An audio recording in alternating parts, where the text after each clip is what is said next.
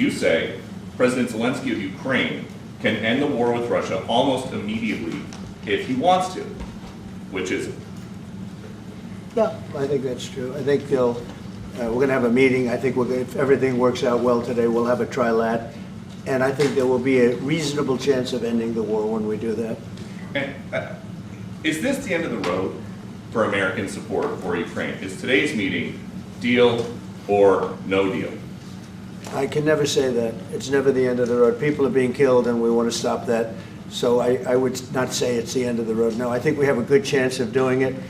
It's been almost 4 years now that a lot of people were killed last week. A lot of people last week. I mean, millions of people killed, but a lot of people last week for whatever reason.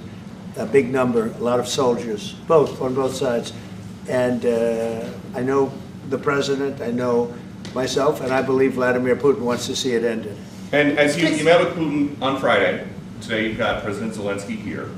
As you listen to Russia and Ukraine, which side has the better cards? Well, I don't want to say that. I'm just here to be, look, this isn't my war. This is Joe Biden's war. He's the one that had a lot to do with this happening, and we want to get it ended. And we want it to end good for everybody. We want it to end good. The people of Ukraine have suffered incredibly. And to that point, President Zelensky, are you prepared to keep sending Ukrainian troops to their deaths for another couple years, or are you going to agree to redraw the maps? Thank you for your question. So, first of all, we live under each day attacks. That today have been a lot of attacks and a lot of wounded people, and the child was dead, small one year and a half. So we need to stop this war, to stop Russia, and we need support American and European partners. And we will do our best for this. So, and I think we show that we are strong people, and we supported the idea of the United States, of personally of President Trump, to stop this war, to make a diplomatic way of finishing this war.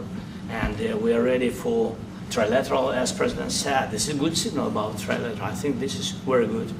Thank you. Mr. President,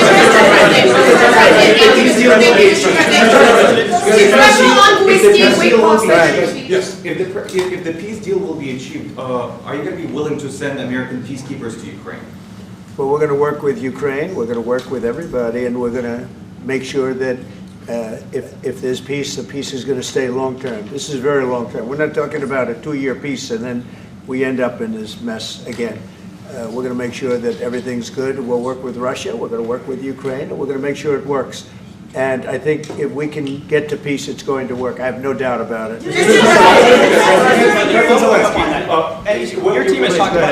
Your team has talked about security guarantees. Could that involve U.S. troops? Would you roll that out in the future? We'll let you know that maybe later today. We're meeting with 7 great leaders of great countries also, and we'll be talking about that. They'll all be involved, but there'll be a lot of help when it comes to security. There's going to be a lot of help. It's going to be good. They are first line of defense because they're there. They're Europe, but we're going to help them out also. We'll be involved. Mr. President, Vladimir Putin mentioned that the war will not end without addressing the root causes of this war. Have you had an understanding what are the root causes of this war? Well, look, the war is going to end. When it ends, I can't tell you, but the war is going to end, and this gentleman wants it to end, and Vladimir Putin wants it to end. I think the whole world is tired of it, and we're going to get it ended. It was, I've done 6 wars. I've ended 6 wars, and I thought this maybe would be the easiest one, and it's not the easiest one. It's a tough one. A lot of reasons for it. And they'll be talking about it for a long time, but they'll be talking about the others. Look, India, Pakistan, we're talking about the big places. When you look at, you just take a look at some of these wars. You go to Africa and take a look at that. Rwanda and the Congo, Republic of the Congo. That's been going on for 31 years. And so we've done a total of 6, and we really have 6, not including the fact that we obliterated, and it turned out to be a total obliteration, the nuclear, as you said, the future nuclear capability of Iran. And this one, I think we're going to get solved also. I feel confident we're going to get it solved. Like guarantees or like special envoy put forward. Thank you, Mr. President. Can you tell us about your conversations with European leaders and what they need to see to support an end to the war? Yeah, well, we're going to be meeting with a great representative group and 7 very powerful, very big countries, and great people, all friends of mine and friends of yours. And we're going to have some suggestions made. They want to see peace. They would like to see peace. President, when did Russia, you said last In night the red, in the red. President Trump, do you think it's fair to, for Ukraine and for Russia to achieve a lasting and durable peace if Ukraine cedes its territories that Russia hasn't yet conquered? Do you think it's a fair peace for Ukraine? We're going to have a lasting peace. Just to answer the first part of your question, we're going to have a lasting peace. I hope it's going to be immediately. I hope it doesn't have to go on. I think people of the whole world is going to be very happy when that's announced. Just Yeah, a please. follow-up. Mr. President, you posted on social media, Mr. President, a very touching letter from the First Lady, and the letter was hand-delivered to President Putin, and it calls for an end to the war, essentially, because of the children and the children's future. Why did the First Lady feel that letter was necessary? Was it because she believes that Mr. Putin is the aggressor in the war? Is a similar letter being hand-delivered to President Zelensky? So the First Lady felt very strongly. She's watched the same thing that you watch and that I watch. I see things that you don't get to see, and it's horrible. But when she's got a great love of children, she has a wonderful son that she loves, probably more than anybody, including me. I hate to say it, but she loves her son. She loves children, and she hates to see something like this happening. And that goes for other wars too. I mean, she sees the heartbreak, the parents, the funerals that you see on television. Always funerals. We want to see something other than funerals. No, she felt. It was a beautiful letter. It was very well received by him. And she did ask me to say, you know, she would love to see this end. She would love to see it end. And she says it very openly, very proudly, and with great sorrow because so many people have been killed. Mr. President, last week, Brian, go ahead, Brian. Yes, sir. I've got a question for each of you. Yes. First of all, Mr. President Zelensky, you look fabulous in that suit. I said the same thing. Yeah, you look good. I said the same thing. Yeah, looks good on I you. said to the one that attacked you last time. See, now he's I remember that. Yeah, I apologize to you. You look wonderful. No, my first question for you, President Zelensky. In the same suit. You see, I changed you. Maybe yours is much better than mine. Real quickly, upon peace, God willing we get peace, are you open to holding an election in your country? Yes, of course. We are open for election, yes. We have to do safety circumstances. And a little bit, we need to work in the parliament, because during the war you can't have elections, but we can do security. We need, maybe, how to say, we need a truth, yes, everywhere, in the battlefield, in the sky, in the sea, yeah, to make possible for people to do democratic, open, legal elections. So you say we're during the war you can't have elections. So let me just say 3.5 years from now. So you mean if we happen to be in a war with somebody, no more elections? Oh, that's good. I wonder what the fake You like news this is. idea? Yeah. No, this is- No. Speaking of news, I got a question for you. This sounds insane for me even to ask this. But do you think the American media really doesn't even want a peace deal? Because they've seen they've been so critical of you every step of the way as you lead the charge for peace. It's an amazing phenomenon. I said that if in the settlement you got Moscow, St. Petersburg, and thousands of miles around them, they would say, I made a bad deal. The level of hatred and animosity is incredible. Not with all. I mean, we have great people up here. We also have terrible people up there that I think are told what to say.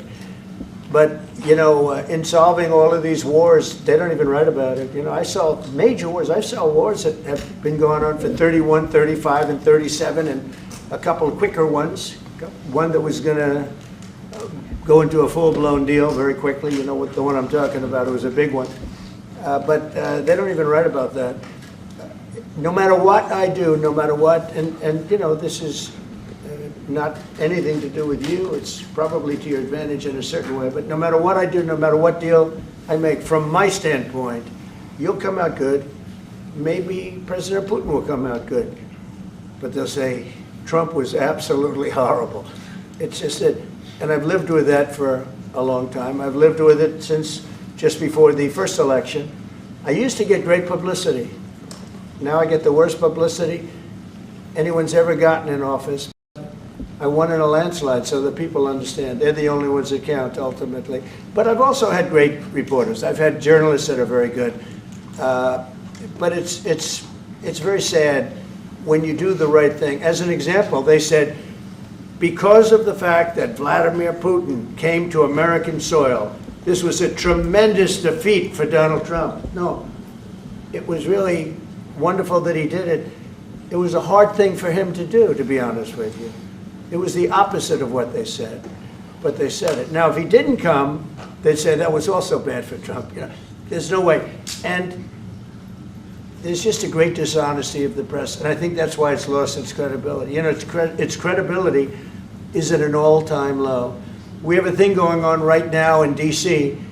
We went from the most unsafe place anywhere to a place that now friends are calling me up, Democrats are calling me up, and they're saying, sir, I want to thank you. My wife and I went out to dinner last night for the first time in 4 years, and Washington, D.C. is safe, and you did that in 4 days. I'll tell you, it's safe. I had another friend of mine, he has a son who's a great golfer, he's on tour, and he came in fourth yesterday in the big tournament where Scotty Scheffler made the great shot, and he said his son is going to dinner in Washington, D.C. tonight. I said, would you have allowed that to happen a year ago? He said, no way, no way. He said, what you've done is incredible. And I think the people realize it. But the press says, he's a dictator, he's trying to take over. No, all I want is security for our people. But people that haven't gone out to dinner in Washington, D.C. in 2 years are going out to dinner. And the restaurants the last 2 days were busier than they've been in a long time. Thank Sir, you. I walked around yesterday with MTG. If you could walk around with DC with MTG and not be attacked, this city is safe. Sir, on the security guarantees, Thank you, Mr. President. Last week, you warned of what you called severe consequences if a 30-day ceasefire or any type of ceasefire were not agreed to by Russia. Will there be severe consequences? Does that change because of I your don't meeting think you with need a President Putin? ceasefire. You know, if you look at the 6 deals that I settled this year, they were all at war. I didn't do any ceasefires. And I know that it might be good to have, but I can also understand strategically why, well, you know, one country or the other wouldn't want it. You have a ceasefire and they rebuild and rebuild and rebuild, and, you know, maybe they don't want that. But if you look at the 6 deals that we made peace and you know, long-term, long-running wars, I didn't do any ceasefires. Would I like the concept, you know, I like the concept of a ceasefire for one reason, because you'd stop killing people immediately, as opposed to in 2 weeks or 1 week or whatever it takes. But we can work a deal where we're working on a peace deal while they're fighting. They have to fight. I wish they could stop. I'd like them to stop. But strategically, that could be a disadvantage for one side or the other. But all of these deals I made without even the mention of the words ceasefire. Are you President Zelensky, are you disappointed that there's no explain the ceasefire? decision to offer Ukraine Article 5-like security guarantees, but stop short of pushing for their full membership? Yeah, well, we haven't done anything on that yet. If you look back and you go back long before President Putin, it was always a statement that they would never allow Ukraine into NATO. So that was a statement that was made, but we haven't discussed any of that yet. We're going to be discussing it today. But we will give them very good protection, very good security. That's part of it. And the people that are waiting for us, they are, I think they're very like-minded. They want to help out all. Thank you, President. Thank you, President Trump. Are you disappointed there's no The ceasefire, Mr. President? The United States has already given hundreds of billions of dollars to this war effort in Ukraine. At best, it is a stalemate, and the killing continues. So, President Trump, How much more is the United States willing to give Ukraine? And President Zelensky, how much more do you want? Well, I'll start off just by saying we're not giving anything now. We're selling weapons. This is something before, I guess the number is well over $300 billion. That was under Joe Biden, a corrupt politician, not a smart man, never was. By the way, go back 40 years, he was not a smart man 40 years ago either. But now he's in particular bad. This was done by a corrupt administration that shouldn't have been in, and frankly, if the right results of the election were given, if I were president, this war would have never taken place, and he would have been very happy, because he would have liked to have seen, I mean, they went through hell. He went through hell. This war would have never happened, and the people that were killed, a couple of million people, a lot of people with soldiers and everything else, and the people that have been displaced and forced into other areas and other countries because of what's happened, none of that would have happened. And I'm just saying that he was a horrible president, whether it was the borders or this, he was just a horrible, corrupt president. Thank you so much. So first of all, we have possibility now to buy weapons from the United States. We are thankful for this program and this opportunity. We are thankful for Europe. They pay for this.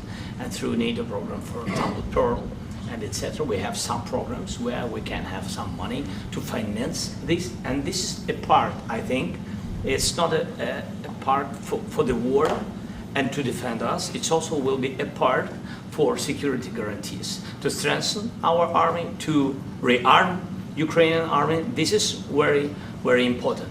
And it depends how much money we need to rearm. For example, the question of air defense, we spoke about it with President Trump, and I'm happy that we have now bilateral decisions and we work on it with production, American production. Nobody in Europe has so many air defense like Patriots, for example. We need it very much, and this is also about defending.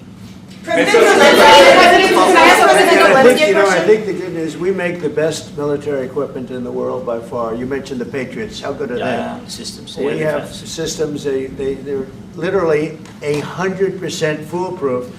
And it's really like shooting two bullets, two bullets hitting each other in the air in a space like this. The chances, 100%. It's 99 to 100%. So we sell the equipment to NATO. And NATO does what, I don't know what the arrangement is that you have with, but I know that they want you to have the equipment. And we're getting the best equipment in the world, but they pay us for the equipment. Under Biden, it was just crazy what was going on. I believe the number is over 300. I think it could be $350 billion worth of equipment and money and everything else. And we've made more progress in settling this war in the last 2 months than they made in 4 years. This should have been settled a long time ago, but it should have never happened. Yeah, please. Real quickly, you pushed out on social media. Brian, go first. You pushed out on social media about doing away with mail-in ballots and potentially electronic voting machines. Can you expand on that and how important Well, that's a very off-topic, just really quickly. Mail-in ballots are corrupt. Mail-in ballots, you can never have a real democracy with mail-in ballots. And we, as a Republican Party, are going to do everything possible that we get rid of mail-in ballots. We're going to start with an executive order that's being written right now by the best lawyers in the country to end mail-in ballots because they're corrupt. And you know that we're the only country in the world, I believe, I may be wrong, but just about the only country in the world that uses it because of what's happened. Massive fraud all over the place. The other thing we want changed are the machines. For all of the money they spend, it's approximately 10 times more expensive than paper ballots. And paper ballots are very sophisticated with the watermark paper and everything else. We would get secure elections. We'd get much faster results. The machines, I mean, they say we're going to have the results in 2 weeks. With paper ballots, you have the results that night. Most people, but most people, many countries use paper ballots. It's the most secure form. So between paper ballots, very, very important, paper ballots, and I think maybe even more important, the mail-in voting. We're going to end mail-in voting. It's a fraud. If you have mail-in vote, even Jimmy Carter with this commission, they set it up.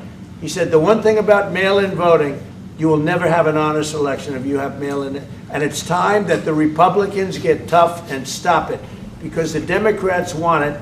It's the only way they can get elected. Because with men and women's sports and with transgender for everybody and open borders and all of the horrible things, and now the new thing is they love crime. They're fighting me on the fact that I've made Washington, D.C. safe. We're not going to get mugged, beaten up, or killed like all the people you've been watching get so badly hurt. I'm glad, I hate to take your time in this, but I'm glad you asked me that question. We're going to stop mail-in ballots because it's corrupt. You know, when you go to a voting booth and you do it the right way and you go to a state that runs it properly, you go in, they even ask me, they asked me for my license plate, for identity. I said, I don't know if I have it. They said, sir, you have to have it. I was very impressed, actually. But it's very hard to cheat with mail-in voting. As you know what happens in California, it's so corrupt, where some people get 5, 6, 7 ballots delivered to them. Now, we got to stop mail-in voting, and the Republicans have to lead the charge. The Democrats want it because they have horrible policy. If you have mail-in voting, you're not going to have many Democrats get elected. That's bigger than anything having to do with redistricting, believe me. And the Republicans have to get smart. We're not going to have a country. I said for a long time at rallies, you need borders and you need free and fair elections. Those two things, otherwise you don't have. We have strong borders now. In 90 days, Mr. President, we didn't have 0 in 3 months. Not one person came in illegally into our country. In fact, even I find that hard to believe, but it's run by a little bit of a liberal group that put out the numbers, so I guess it's, but 0, 0, and 0. You go back a year ago, 2 years ago, 3, millions of people poured into our country. It was terrible. Thank you very much. What security guarantees do you need from President Trump to be able to make a deal? Is it American troops, intelligence, equipment? What is it? Everything. And really, it includes 2 parts. First, strong Ukrainian army. That's what I began to discuss with your colleagues.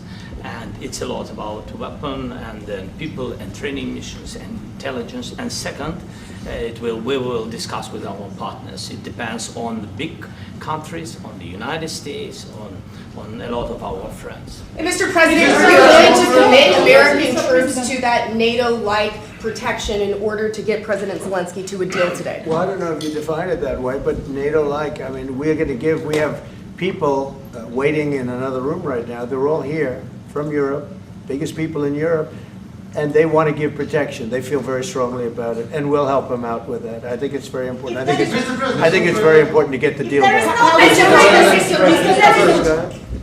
You've been involved with the peacekeeping in Ukraine since your first day in the administration. What would you say to the Ukrainian people right now who are suffering under the Russian attacks and hoping that the American people will stand with them? Well, I know Ukrainian people. I've known many over the years. They're great people. They're smart. They're energetic. They love their country. I mean, they love their country, and we want to get this war ended. That's all I can do.